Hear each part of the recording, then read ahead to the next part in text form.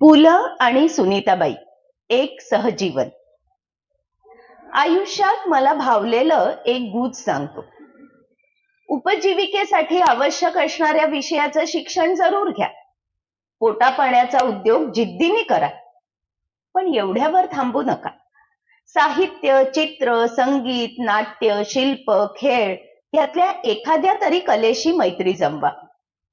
पोटापाण्याचा उद्योग तुम्हाला जगविल, पण कलेशी जमलेली मैत्री तुम्ही का जगायचं हे सांगून जाईल. जीवनाचं हे अवघड तत्वज्ञान अगदी सोप्या शब्दात पु ल आपल्या पुढे मांडून गेले. पुलंचं व्यक्तिमत्व सर्वार्थाने उत्तुंग होतं. ते जेवढे मोठे विनोदकार होते, तेवढेच मोठे चिंतक, विचारवंत आणि समाज सुधारणेची आच असलेले महान कलावंत होते. पु ल जातिवंत बहुरूपी होते. त्यांनी निष्ठेने अध्यापन केलं, चित्रपटात विविध भूमिका केल्या, कथा, पटकथा, संवाद लिहिले, गीतांना, भावगीतांना सुरेख चाली लावल्या, हार्मोनियम, बासरी अप्रतिम वाजवली, एकपात्री प्रयोग केले, नाटकांचं दिग्दर्शन केलं, मर्ढेकर, बोरकर, आरती प्रभू यांच्या कवितांचं उत्कृष्ट वाचन केलं आणि हे सर्व करत असताना मराठी साहित्यात मोलाची भर घातली.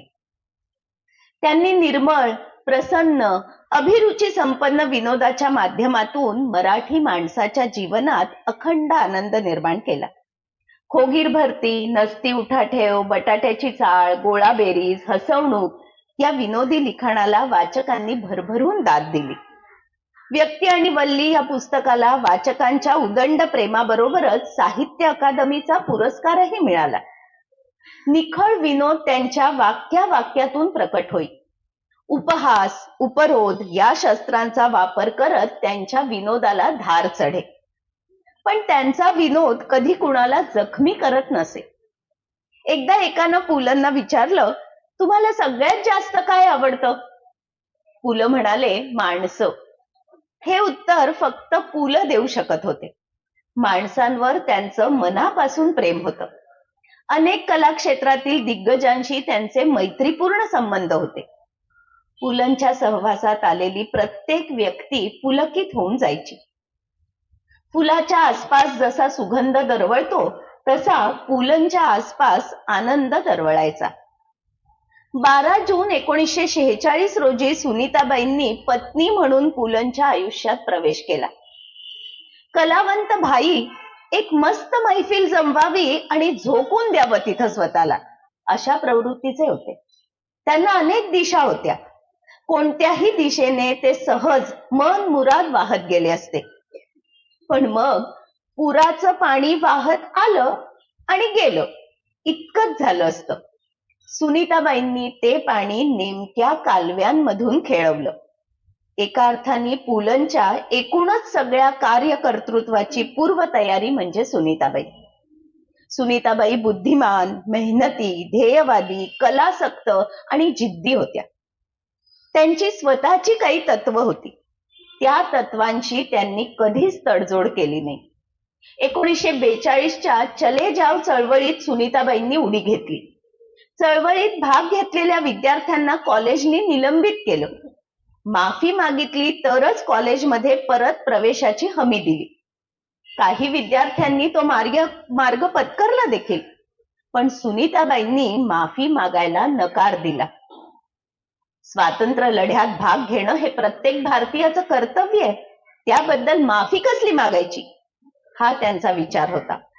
पुढे स्वातंत्र्य सैनिकांना लागू झालेलं पेन्शन त्यांनी स्वीकारलं नाही. पेन्शन घ्यायला ती नोकरी थोडीच होती, तो स्वातंत्र्य प्रेमाचा उद्घोष होता. स्वातंत्र्य प्रेम हा विचार होता, मूल्य होतं. विचारांची, मूल्यांशी तडजोड नसते हे सुनीताबाई मानत होत्या. सुनीताबाई स्वतः उत्तम लेखिका होत्या. त्यांचं वाचन विपुल होतं. नंतरच्या काळात त्यांनी लिहिलेलं आत्मचरित्र आहे मनोहर तरी खूपच गाजलं. सोयरे सकळ, मण्यांची माळ, प्रिय जिये ही पुस्तकं वाचकांची दाद मिळवून गेली. सुनीताबाईंनी आयुष्यभर पुलंमधील कलाकाराला फुलवण्याचं काम केलं. बटाट्याची चाळ हा प्रयोग लोकप्रियतेच्या शिखरावर असताना 50 प्रयोग झाल्यावर सुनीताबाईंनी तो आग्रहाने बंद केला.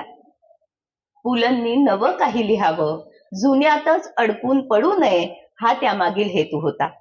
आणि झालंही तसंच. वाऱ्यावरची वरात आणि वटवट वटवट ही नवीन प्रहसनं पुलंकडून लिहिली गेली.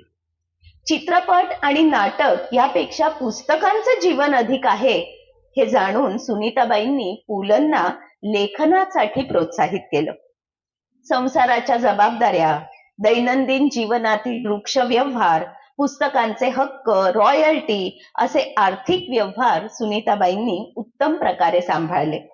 सुनीताबाईंची ही साथ पुलंना आयुष्यभर मिळाली. यशस्वी कलावंत होतेच, पण त्यांचं जीवन विषयक कुतूहल कधी कमी झालं नाही. ते विनोबाजींच्या भूदानाकडे आकर्षिले गेले आणि त्यांनी पदयात्रेत सुद्धा मनापासून भाग घेतला. आनंद वनातील कुष्ठरोग्यांची सेवा पाहून ते भारावले आणि बाबा आमटे यांच्या पायाशी नतमस्तक झाले. जयप्रकाशजींच्या संपूर्ण क्रांतीच्या हाकेला त्यांनी प्रतिसाद दिला.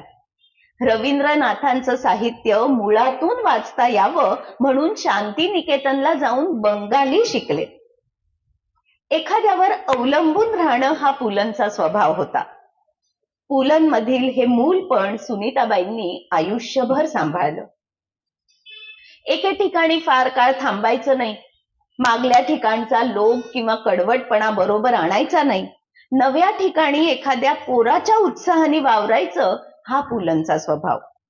पुलं पक्के विसरभोळे आणि सुनीताबाई परफेक्शनिस्ट, कर्तव्य कठोर विश्वस्त, रसिक परखड हितचिंतक.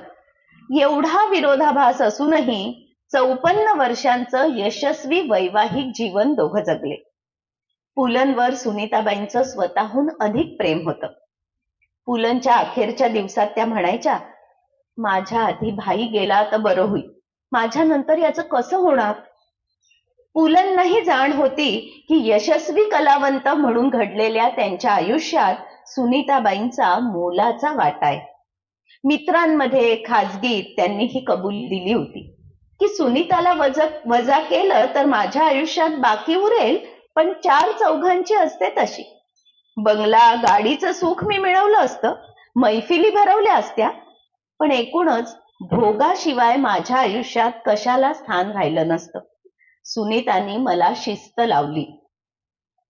पुलंना मिळालेलं प्रचंड धन दोघांनी मिळून गाजावाजा न करता सत्कार्यासाठी देऊन टाकलं. गरजा सीमित ठेवून मध्यमवर्गीय साधी राहणी आपखुशीने पत्करली.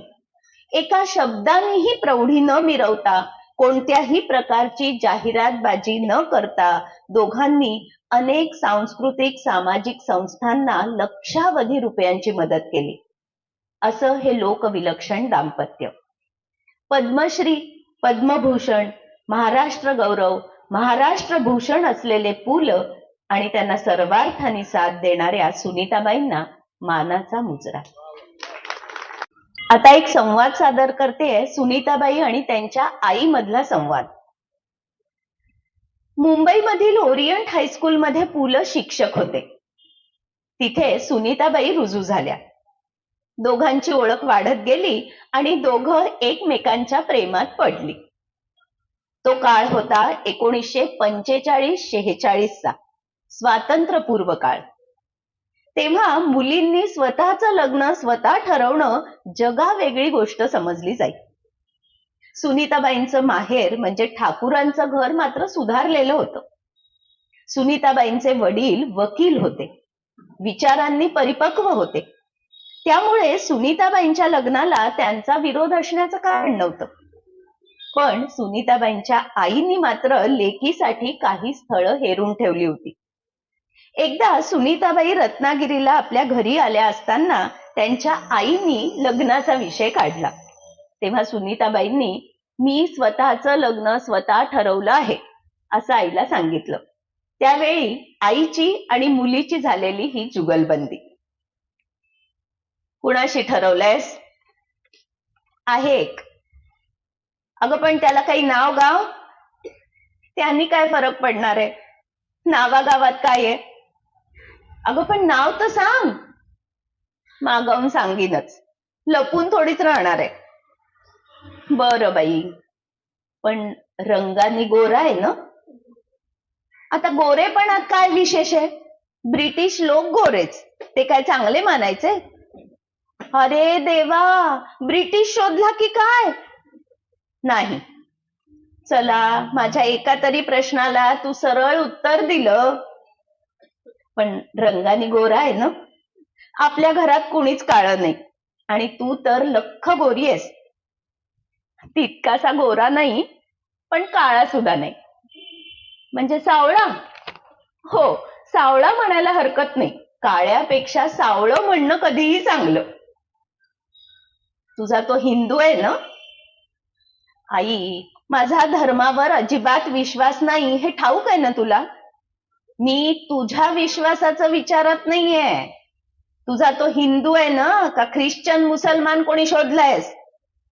अगं, इतर धर्मीय सगळे वाईट नसतात ग, पण हा हिंदूच आहे. चला, तुझा तो काळा सावळा असला तरी हिंदू आहे हे ऐकून बरं वाटलं हो. पण आपल्यातलाच आहे की नाही? आता आपल्यातला म्हणजे कोण? अगं, म्हणजे कुडाळ, देशकर, गौड, ब्राह्मण.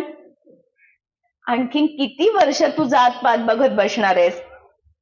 मला लेक्चर नकोय. आपल्यातला आहे का नाही? सारस्वत आहे. अगं बाई, सारस्वत म्हणजे एका अर्थी आपल्यातलेच. नाव काय? देशपांडे.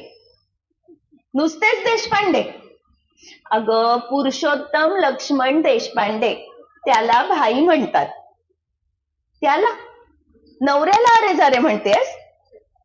अगं, नवरा बायकोत एक मोठा दुसरा लहान असं असता कामा नये, दोघेही सारखेच.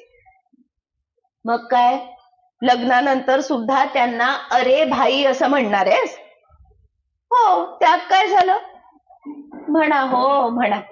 तुमची मोठी शिकलेली पिढी आहे ना. असतात कुठे? मुंबईला. पार्ल्याला घर आहे त्याचं. मुंबईत स्वतःचं घर आहे? पण करतात काय? अगं, मुंबईत शाळेत शिक्षक आहे. मी शिकवते त्या शाळेत. शिक्षक म्हणजे पगार बेताचाच असणार. त्याला मिळतात महिना 55 रुपये. आणि तुला? मला मिळतात महिना 35. शिकले किती आहेत?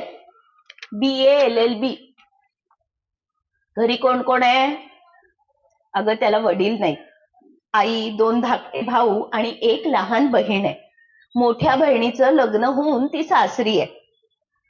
म्हणजे घरची जबाबदारी त्यांच्यावरच. अगं, LLB झाल्यावर मिळतील त्या नोकऱ्या केल्या. घर खर्चाला थोडेफार पैसे मिळावेत म्हणून शिकवण्या सुद्धा केल्या. शिकवण्या? कसल्या? गाण्याच्या. तो गातो, खूप छान गातो. भावगीत गायनाचे कार्यक्रम सुद्धा करतो. शिकवणीत पैसे बरे मिळतात का ग? अगं, कसले? महिना 3 रुपये शिकवणी. काही लोकांनी ते सुद्धा बुडवले. बुडवले? काय मेली माणसं आहेत ग. अगं आई, तुला एक एक गमती सांगितल्या तर तू आश्चर्य करशील. एकदा भाईला एकानं गाण्याच्या शिकवणीला बोलवलं आणि त्याच्या म्हाताऱ्या आईला गाणं शिकवायला सांगितलं. भाईने चौकशी केल्यावर समजलं त्या म्हातारीला दमा होता. त्या दम्यावर औषध म्हणून तिला गाणं शिकायचं होतं. हाय ग बाई. हो ना, व्यक्ती तितक्या प्रवृत्ती. पण तो छान गातो म्हणून नाटकात कामं सुद्धा मिळतात. त्यातून पण थोडीफार कमाई होते. एवढं शिकून सवरून नाटकात कामं करतात. बरं, वय काय त्यांचं? तो माझ्यापेक्षा 5 वर्षांनी मोठा आहे. त्याचं लग्न झालं होतं. दिवाडकर म्हणून मुलगी होती, पण ती लग्नानंतर लवकरच वारली. म्हणजे तू दुसरेपणाची होणार आहेस? हाई, ती बिचारी वारली, त्याला हा काय करणार ग? आता तू काही विचारू नको बरं. तू बघच त्याला, तुला भाई नक्की आवडेल. आणि सुनीताबाई म्हणाल्या तसंच घडलं. पहिल्या भेटीतच पुलंनी ठाकूर परिवाराला आपलंसं केलं. आपल्या घराला आपल्या लग्नाला घरची संमती आहे ही बातमी सुनीताबाईंनी पुलंना सांगितली. रत्नागिरीला नोंदणी पद्धतीने लग्न करायचं ठरवलं. लग्नात अनावश्यक खर्च पूर्णपणे टाळायचा असं दोघांचंही ठाम मत होतं. घरोघर जाऊन प्रतिष्ठितांना आमंत्रण नाहीत की पत्रिका छापणं नाही. नवरी मुलगी खादीच्या पांढऱ्या साडीत आणि नवरा मुलगा साध्या पायजामा शर्ट मध्ये सह्या करायला रजिस्ट्रार समोर बसले. लग्नाच्या दुसऱ्या दिवशी सुनीताबाईंच्या वडिलांनी घरातल्या हॉलमध्ये गाण्याचा कार्यक्रम ठेवला. 35-40 जणांना आमंत्रित केलं. ठरल्या वेळेला सगळी मंडळी जमली. पुलंनी सासऱ्यांना विचारलं, गाणं कोण गाणार आहे? तुम्ही, सासरे म्हणाले. आणि सगळ्यांचे कान तृप्त झाले हे वेगळं सांगायला नकोच. सुनीताबाईंनी पुलंच्या जीवनात प्रवेश केला तो नक्षत्र योग महाराष्ट्राच्या दृष्टीने एक भाग्ययोग होता. ही दोन भिन्न प्रवृत्ती प्रकृतीची अलौकिक जोडी होती. पुलंचा लौकिक वाढावा म्हणून सुनीताबाईंनी अपार कष्ट घेतले. पुलं म्हणायचे, सुनीता म्हणजे माझं श्रेयस आणि प्रेयस. सुनीताविषयी अलिप्ततेने बोलणं मला शक्यच होणार नाही. तिच्या रूपानं श्रेयस आणि प्रेयस या दोन गोष्टींचं वरदान मला मिळालं.